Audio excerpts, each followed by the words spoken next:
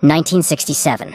Upon landing on Earth, after completing their mission, the Soviet spacecraft Soyuz 1, with cosmonaut Vladimir Komarov on board, tragically perishes.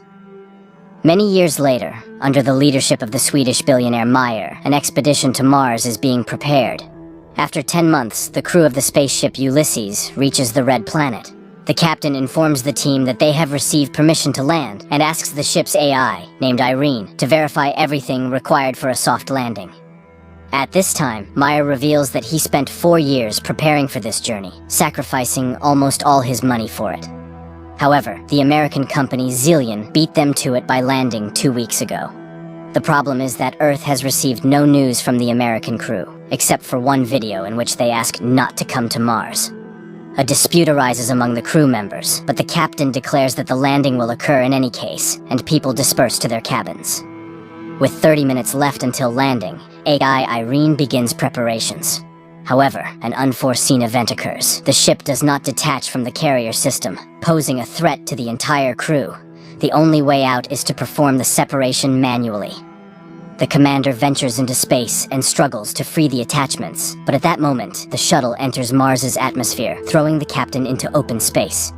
The shuttle almost crashes onto Mars as a system error causes a power outage.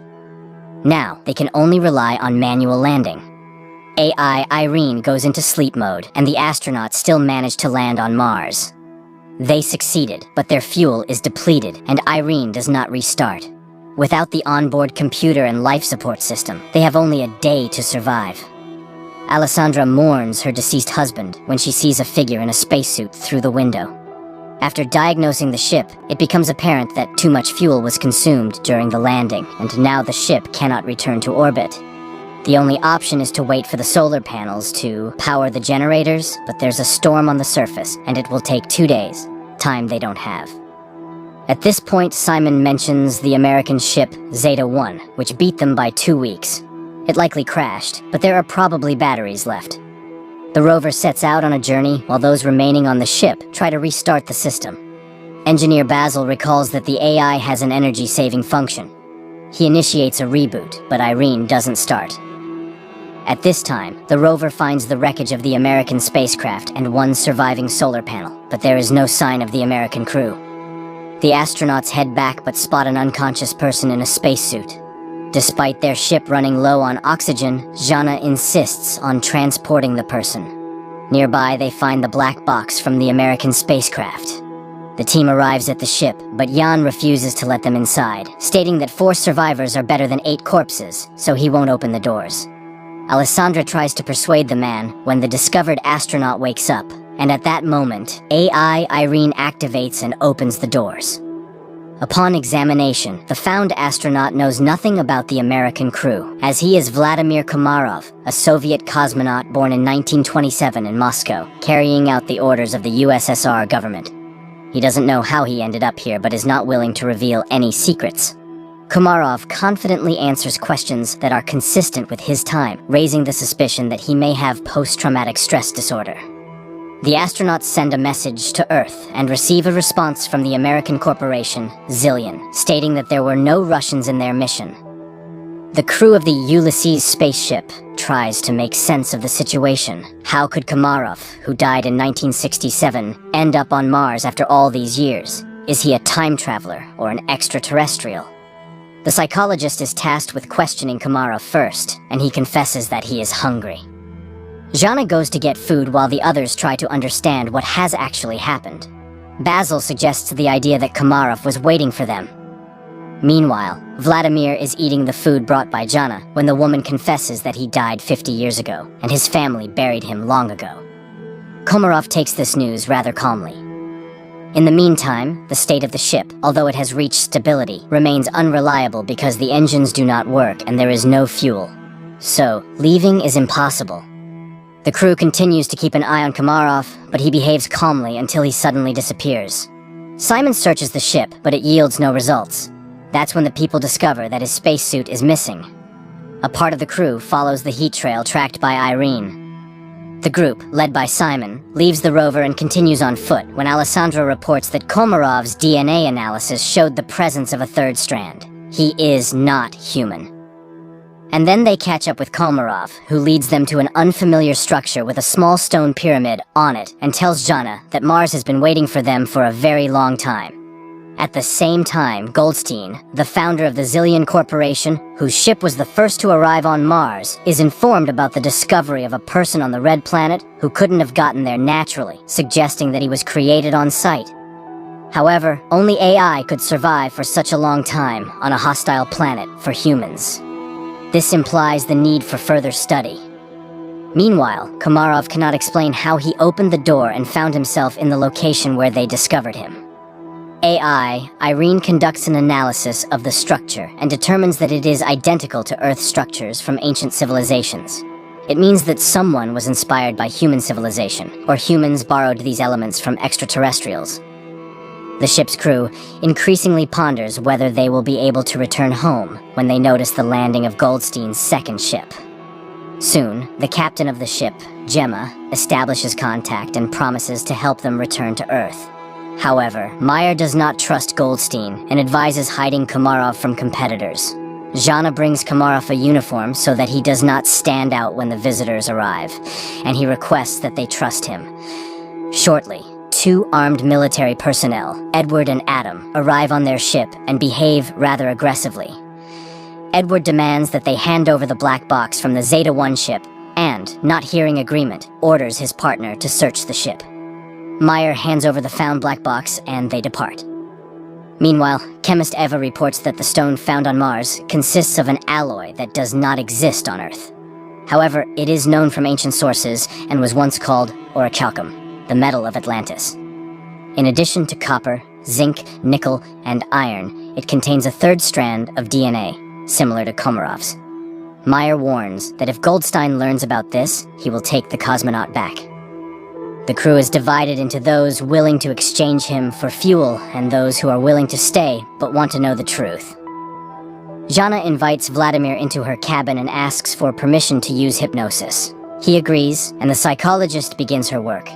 The rest of the crew listens to the conversation via transmission. However, Komarov only shares the final moments on the Soyuz spacecraft before its demise. During this time, Gemma and Alan arrive on the ship and apologize for the actions of the military, and express their readiness to help fix all the malfunctions. Jana remembers her conversation with Komarov, who laments the future of Earth due to humanity's irresponsible behavior. In the meantime, it is revealed that the billionaire Meyer did not plan the flight just for the sake of it. 4 years ago, the rover sent a photo to Earth of the found stele, and he confesses that they found a stone with unknown DNA. Gemma explains that it's an information storage system that can be rewritten. Upon hearing these words, AI Irene activates and deciphers the message on the stone. It's a series of numbers. At this time, the hesitant Jan leads a mutiny. He doesn't trust Meyer, who warned them about Zillion. But now, the Americans have come to their aid, and their leader, as it turns out, concealed the true purpose of the flight. He is ready to switch sides to Goldstein, who is willing to do whatever it takes to combat his terminal illness.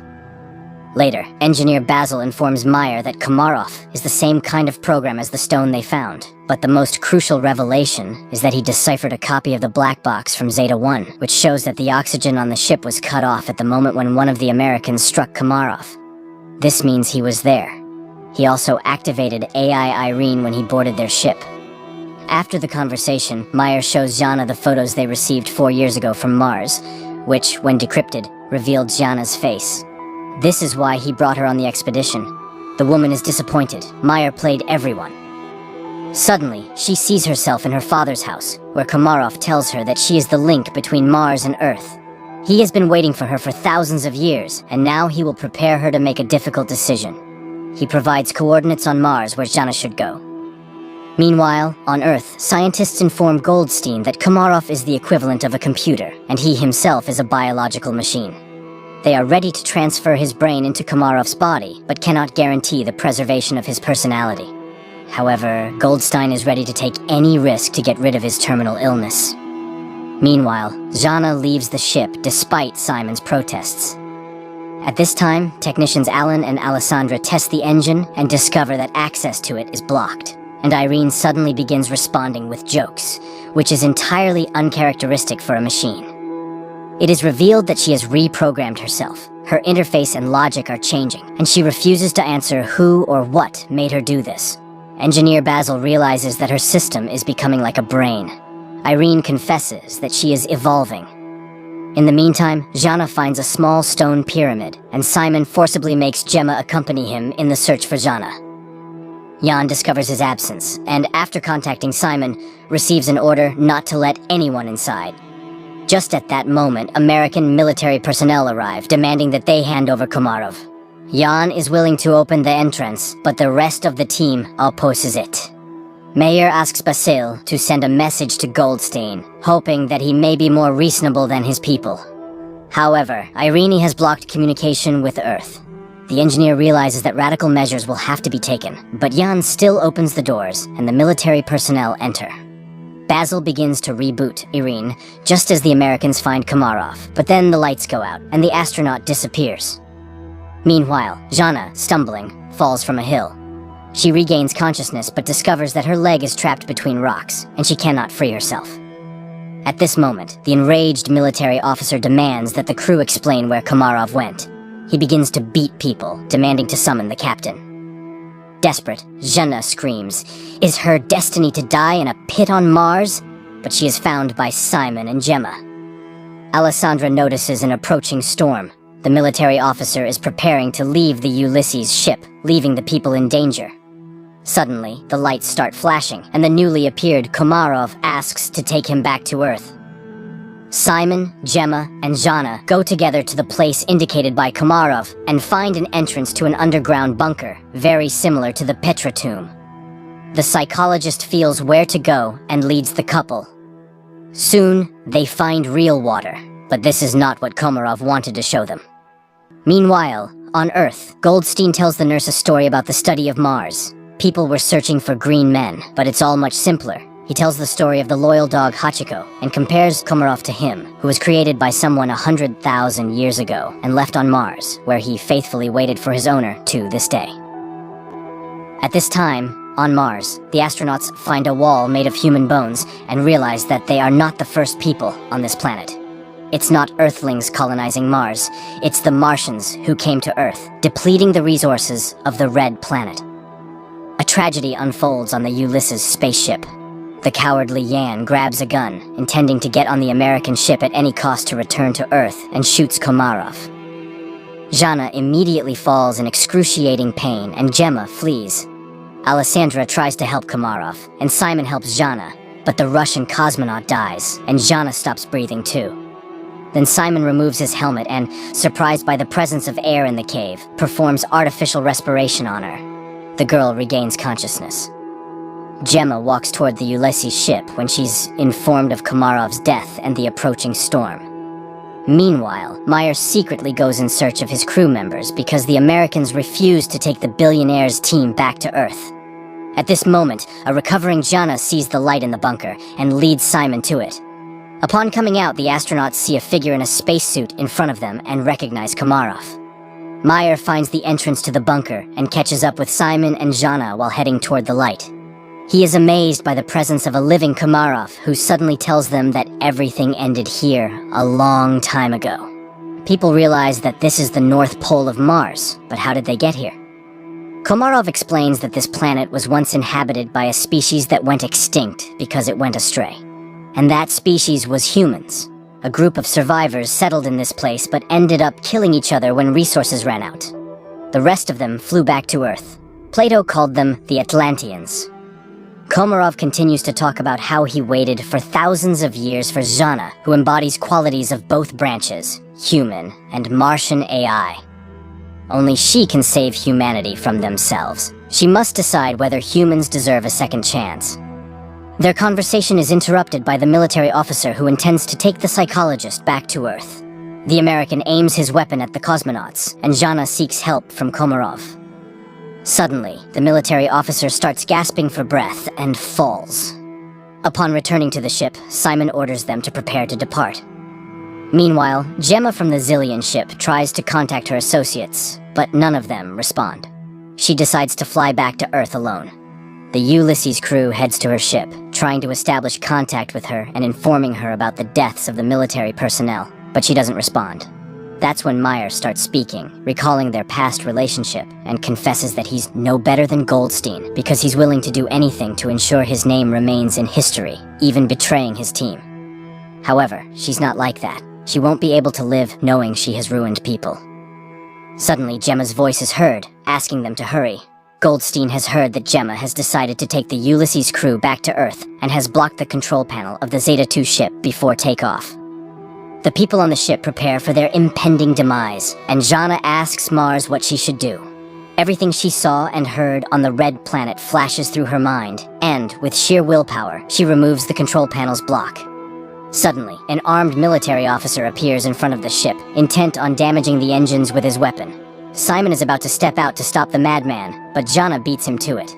She aims the weapon at the American, but informs him that Mars will be the one to kill him. The military officer falls. The countdown for liftoff begins, and Jana realizes that there's no time to return. She bids farewell to the crew, confessing her love for Simon. The ship takes off. Suddenly, Meyer notices that it's dark at the North Pole of Mars. This means that they couldn't have been there just a few minutes ago. They truly were at the North Pole of Mars, but in the distant past when the red planet was still suitable for life. At the same time, Goldstein is informed of the ship's return, and he's beside himself with rage, declaring that he will go to Mars himself, and that's where the first season ends.